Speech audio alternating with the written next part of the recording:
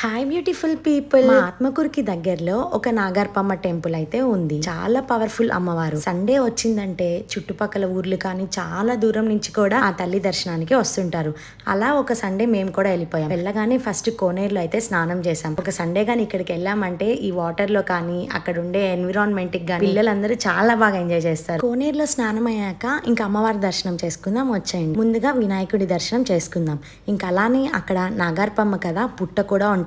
ఇంకా పుట్టకి పాలు, మనం తీసుకెళ్లిన ప్రసాదం, పూలు, పసుపు, కుంకుమ అన్ని సమర్పించుకొని ఇంకా టెంపుల్లోకి వెళ్ళిపోదాం. సండే అయితే అమ్మవారి దర్శనం కోసం చాలా మంది వస్తుంటారు. వాళ్ళ కోరికలు తీరాక అమ్మవారికి పొంగళ్ళు పెట్టుకోవడం, అలానే అమ్మవారికి చాలా మంది సారి కూడా తీసుకొస్తుంటారు. దర్శనం అయితే చాలా బాగా అయింది. అలానే అక్కడ ఉండే పూజారి గారు కూడా పూజ చాలా బాగా చేశారనమాట. భక్తులకి ఏ ఇబ్బంది లేకుండా ఆదివారం అయితే ఇక్కడ అన్నదానం కూడా జరుగుతూ ఉంటుంది. ఇంకా ఆలోచిస్తున్నారా? సబ్స్క్రైబ్ చేసుకోవచ్చు కదా.